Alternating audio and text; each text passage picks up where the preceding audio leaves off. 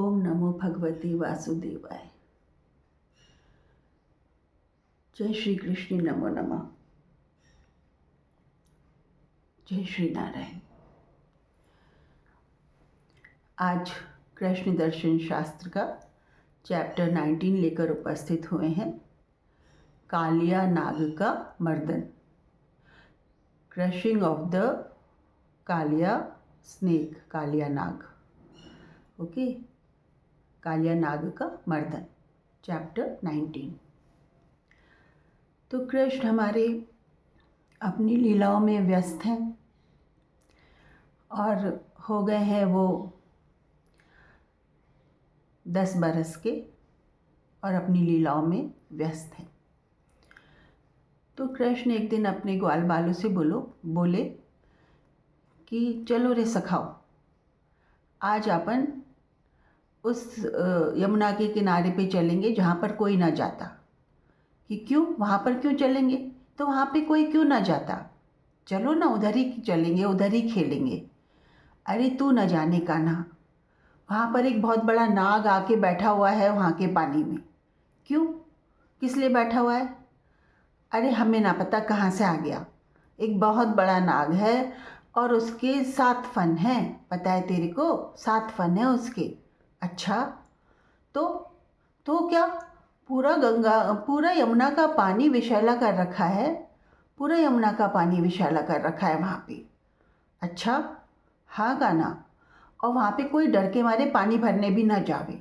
जो भी जावे है सब पे आक्रमण करे है, सब पे आक्रमण करे है। तो कोई ना जावे वहाँ पे, ना कोई ना जावे। तो वहाँ पे क्यों खेलने चलें? वहाँ पे ना चलते, चल जहाँ पे सही है वहीं पे चलेंगे। ना, मैं तो आज उधर ही खेलूँगा। तो खेलेगा तो क्या खेलेगा? अरे चलो गेंद ले आओ अपने पास से, गेंद से खेलेंगे। उस वक्त की जो गेंदें हुआ करती थी रबड़ या प्लास्टिक की नहीं होती थी, क्योंकि उस वक्त रबड़ या प्लास्टिक का इन्वेंशन ही नहीं हुआ था, अन्वेषण ही नहीं हुआ था। उस वक्त की जो गेंदें होती थी वो कपड़ों की लुगदी सी, पोटली सी बना के गेंद होती थी, है ना। जो कपड़ों को सिल के उसमें कपड़ा भर के वो गेंद नुमा शेप बना दिया जाता था और वो कपड़ों नुमा गेंद हुआ करती थी। ठीक है, होती वो गेंद ही थी। आजकल प्लास्टिक और रबड़ की होती है, उस वक्त वो कपड़ों की एक लुगदी सी बना के, एक कपड़ों का वो बना के उसमें कपड़े के अंदर ही सिल दिया जाता था, वो गेंद नुमा हो जाती थी।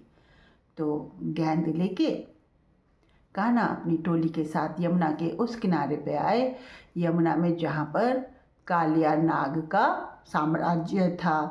कालिया नाग वहाँ रहता था, 7 फनों वाला सर्प था और विषैली फुंकार भरता रहता था। और वहाँ का पानी जो यमुना का था उसने दूषित कर रखा था। वहाँ पे कोई भी प्राणी उसकी वजह से टिकते भी नहीं थे और जो भी उस पानी में उधर दाखिल होता था वो सर्प के प्रभाव से मारा जाता था या नष्ट हो जाता था।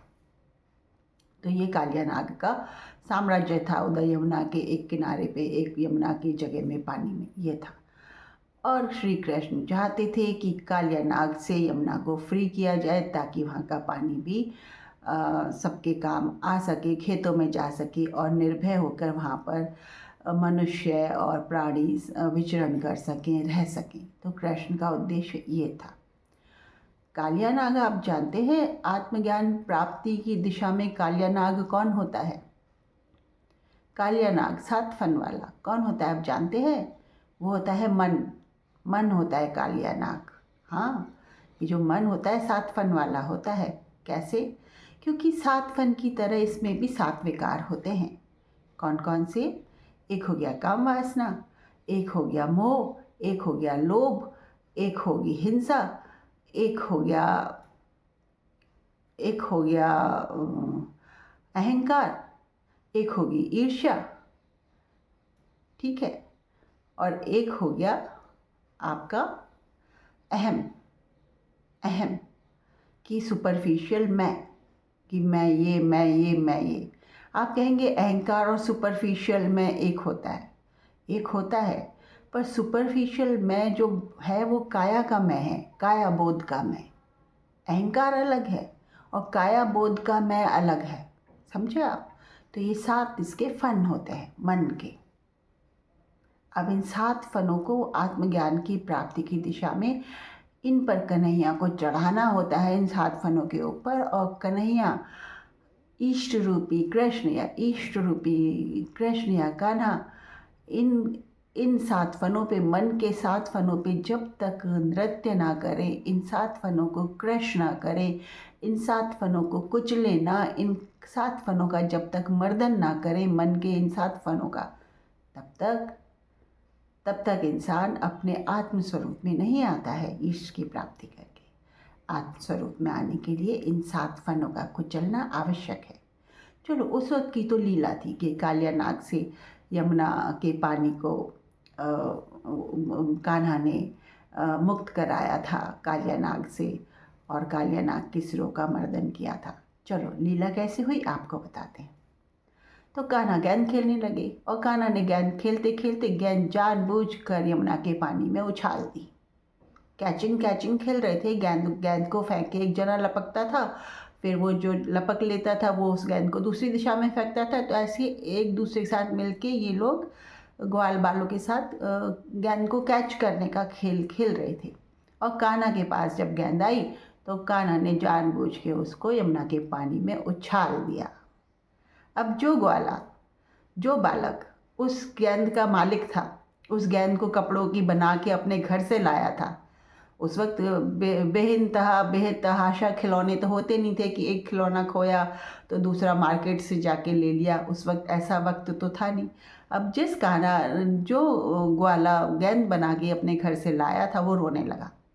वो कहने लगा, कान्हा ये क्या किया तूने, मेरी गेंद तूने पानी में फेंक दी, मैं कहाँ से लाऊंगा अब दूसरी गेंद, हैं खेलेंगे अब अपन किससे खेलेंगे, तूने कहा गेंद से खेलेंगे तो मैं अपने घर से लेके आ गया, कान्हा आया मुझे तो तू गेंद ला के दे, मैं नहीं जानता, मुझे गेंद ला के दे। बाकी ग्वाल बोले कि रहने दे, मत कर ऐसा क्या होता है, इतनी मुश्किल से मैंने गेंद तैयार करवाई अपनी माँ से और आज तूने गेंद घुमा दी, ऐसे कैसे चलेगा कान्हा, मुझे तो मेरी गेंद चाहिए, मुझे गेंद ला के दे। बाल सुलभ क्रीड़ाएं, बाल सुलभ खेल, आज भी बालक अपने खेल के खिलौने गुमने से रो पड़ते हैं और मांग बैठते हैं कि मुझे तो मेरा खिलौना ला के दे। तो वो जिद थी बालक की। कन्हैया तो यही चाहते थे कि ये जिद करे और मैं यमुना में कूदूं और कालिया नाग से भिड़ूं जाके। कन्हैया तो यही चाहते थे। तो बोले कि अरे ला दूंगा, तू काय को परेशान कि कैसे ला देगा, तुझे पता नहीं है उसमें कालिया नाग बैठा हुआ है, कालिया नाग का क्षेत्र है, वो कैसे ला देगा। कैसे क्या लाऊंगा, ले आऊँगा, ऐसे ले आएगा जैसे तेरी जेब में रखी हुई है। एक जन तैश्य से बोल पड़ा, हाँ जेब में ही है मेरे, अभी लेकर आता हूँ। कान्हा ने एकदम अपना उग्र हुए और कान्हा भागते भागते यमुना नदी में छलांग लगा दी, कूद गए। बाकी ग्वाल बाल जो रोक पाते टोक पाते, कोई रोक टोक ना पाया और कन्हैया उसमें तैरते हुए आगे बढ़ गए।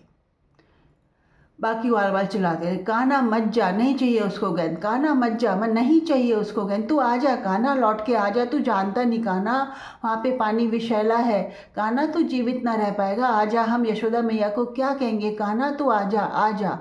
पर कान्हा तैरते हुए पानी में नीचे उन्होंने डुबकी लगा ली। डुबकी लगा के क्या देखते हैं कि सर्प महाशय बैठे हुए हैं, अपने फनों का साम्राज्य फैलाए। तो हृदय क्षेत्र होता है, इसमें कौन बैठा रहता है, हम ही इष्ट को पाने की दिशा में जब बढ़ते हैं तो वहाँ पे कौन अपना साम्राज्य फैलाए बैठा रहता है इस हृदय क्षेत्र में, मन अपने 7 विकारों के द्वारा। ये मन जो इस हृदय क्षेत्र में इष्ट तक पहुँचने ही नहीं देता है ना। तो वहाँ पे ये बैठे हुए हैं। कालिया नाग देखा भाई कौन मेरे पानी में कूद के आया, कौन प्राणी है ऐसा जो मेरे पानी में कूद के आया। कृष्ण नीचे डुबकी लगाई, उन्होंने देखा नाग बैठा है, ठीक है, कृष्ण पानी में ऊपर आए, नाग ने भी अपना फन ऊपर उठाया, ऊपर लहराया हवा में। कृष्ण को यही तो चाहिए था, बस सीधा कृष्ण उसके फनों पे कूद पड़े, 7 फनों पे। और 7 फनों पे कूद के कृष्ण के पाँव इतने भारी हो गए और उन 7 फनों पे कृष्ण नृत्य करने लगे। और जो उनकी यहाँ पे बंसी धसी हुई रखी थी वो बंसी निकाल ली और बंसी बजाने लगे। कान्हा बंसी बजाने लगे, मधुर ध्वनि बंसी बजा रहे और कालिया के साथ फनों पे नृत्य कर रहे हैं और बालक हैरान परेशान। एक दो ग्वाला तो माँ यशोदा को भी बुलाने चला गया कि मैया तेरा कन्हैया तो आज यमुना में उधर डुबकी मार ली है उसने जहाँ पे कालिया नाग रहता है।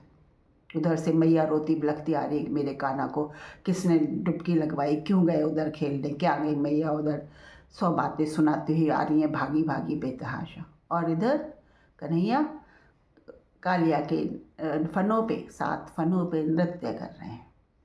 लीला नहीं है ये ईश्वर है। ईश्वर ही नृत्य कर सकता है मन के विकारों पर। ईश्वर को आप पालो तो मन के विकारों पर वो नृत्य करके उन फनों को इतना मर्दन कर सकता है, इतना कुचल सकता है कि वो फन अपने उठाने की हिम्मत ही ना करे। और यही होने लगा। नृत्य की थाप पे नृत्य के उनके पाँवों की थाप जब पड़ रही थी कालिया नाग के फनों पे, कालिया नाग पे जितने भी पैरों की थाप पड़ती और वो अपने मुंह से खून उगलता, उसका हर फन खून उगलता, वो मरने के समान उसकी स्थिति हो गई थी और वो मर ही गया था। ये बात अलग है कि ये बात अलग है कि हम पढ़ते हैं पुराने ग्रंथों में कि वो नाग कन्याएं निकल के आई, उसकी पत्नियां निकल के आई और उन्होंने उनसे भीख मांगी कि भाई कालिया को बख्श दो, उसके प्राणों को छोड़ दो। ये बात अलग है। तो ये बात यूँ है कि प्राणों को तो छोड़ा गया पर मन को मार दिया गया। हाँ, मन को मार दिया गया। तो क्या मन मर जाता है? ये बताओ, है मन क्या मर जाता है या विकार ख़त्म होते हैं? मन में से अगर विकार ख़त्म हो जाए तो वो मन सुमन बन जाता है, सुंदर मन बन जाता है। वह मन जो प्रभु की दिशा में प्रवृत्त हो जाता है या उसको संसार की वो चीज़ें भाने लगती हैं जो प्रभु को अच्छी लगती हैं, अच्छा वैभव, अच्छा ऐश्वर्य और प्रभु की दिशा में संलग्नता, प्रभु की दिशा में बढ़ना। तो कालिया को छोड़ा गया या मारा गया? तो हुआ यूँ कि जब कालिया के फनों पे भगवान नाच कर रहे थे, नृत्य कर रहे थे, तो एक नाग कन्या ऊपर को आई। नाग कन्या ही कहेंगे, वो नागिन नहीं होती, नाग कन्या होती है। आप विश्वास करते हैं नाग कन्या पर? तो नाग कन्याओं की कहानी झूठी है। कालिया सर्प था, उसके फनों पे कृष्ण ने नृत्य किया, उसको खून की उल्टियाँ कराई और उसको मार दिया। मारने के बाद उसका कहीं अता पता नहीं था। अगर आप सोचो उसको छोड़ दिया जाता तो विकार क्या फिर से सिर नहीं उठाते? सांप की प्रवृत्ति क्या डसने की नहीं होती? विकार क्या एक बार उन पर हम अभयदान उनको दे दें, क्षमा कर दें, तो क्या विकार चुप बैठ जाएगा? विकार तो फिर से सर उठाएगा। तो इन विकारों को कुचलना होता है। और इन विकारों को कुचला कैसे जाता है आप जाने? नाम जप करके। नाम जप हम क्यों करते हैं? इन विकारों से पीछा छुड़ाने के लिए। संयम हम क्यों करते हैं? इन विकारों से हम पीछा छुड़ाने के लिए। इन विकारों से पीछा छुड़ाने के लिए इष्ट का नृत्य हृदय में सदा होता रहना चाहिए। इष्ट का नाम हृदय में सदा स्मरण होता रहना चाहिए। इंसान कहते हैं नाम जप करो, पर ये नहीं बताते क्यों करो, क्या फ़ायदा होता है उससे। प्रभु का नाम है लो, लेके होता क्या है? इष्ट का नाम है भाई, आपके इष्ट का नाम है। उसके नाम की थाप से अपने हृदय में उस मन के विकारों के फनों पे सदा नृत्य कराइए। उस नाम का स्मरण लीजिए। जब भी मन के विकार आपको परेशान करे, मन में नकारात्मक विचार आपको परेशान करे, अपने इष्ट के नाम का जाप शुरू कर दो अंदर। अपने इष्ट की लीलाओं का सोचना शुरू कर दो अंदर। अपने इष्ट के स्वभाव में रहना शुरू कर दो अंदर। अपने इष्ट से कनेक्ट होना शुरू कर दो अंदर। कनेक्ट होना नहीं आता तो प्यार से उसके नाम लेने शुरू कर दो अंदर। और उन नामों की थाप, वो नृत्य है, श्री कृष्ण के पैरों की थाप है जो उन फनों पे पड़ती है जो विकारों के फन हैं। 7 फन हैं, 7 विकार हैं। बता दिए उनके नाम, एक बार फिर बता देती हूँ। काम वासना, मोह, लोभ, अहंकार, ईर्ष्या, ठीक है, सुपरफिशियल में, ठीक है, और हिंसा। ये 7 विकार हैं जिन पर कुचलने के लिए, जिन मन के विकारों को कुचलना ही पड़ता है, उन विकारों को नष्ट करना ही पड़ता है। उनको ख़त्म करने के लिए इष्ट का नृत्य सदा कराते रहो अपने हृदय क्षेत्र में। इष्ट के पैरों की थाप उन विकारों पे पड़ती रहनी चाहिए। तो इष्ट का स्मरण सदा करना चाहिए। और नहीं तो सुबह 10 मिनट तो अवश्यम भावी है, सुबह 10 मिनट अवश्य दें अपने इष्ट का स्मरण करने के लिए। और फिर जब भी वक्त मिले अपने इष्ट का स्मरण करें। यही बैठा हुआ है, क्यों मन मन की और मन के विकारों की माला जपते हैं। छोड़ो उस कालिया नाग को, उस कालिया नाग के फन को कुचलो। उस वक्त का वो कालिया नाग था, वो कृष्ण ने ख़त्म कर दिया था, ठीक है। और नाग कन्या नहीं आई थी ऊपर की नाग कन्याओं ने कहा कि भाई इसे छोड़ दो और इसको छोड़ दो, दूसरे पानी में चला जाएगा। क्यों भेजो दूसरे पानी में, दूसरे पानी को गंदा नहीं करेगा क्या वो। तो कालिया नाग के फनों का मर्दन, कालिया नाग का मर्दन कृष्ण तो करता ही है, इष्ट तो करता ही है। कृष्ण की दिशा में अगर आप पड़ जाते हो तो कृष्ण कालिया नाग का मर्दन करता है। आपके विकारों पर ऐसा हावी हो जाता है कृष्ण या कृष्ण का नाम या राधे का नाम कि बस बोलती बंद हो जाती है विकारों की, और आप एक सद्गुणी सत्पुरुष के रूप में उभर पड़ते हैं। ये है कालिया नाग का मर्दन। तो जय श्री राधे, जय श्री हरि, ओम नमो भगवते वासुदेवाय। खूब खुश रहें आप।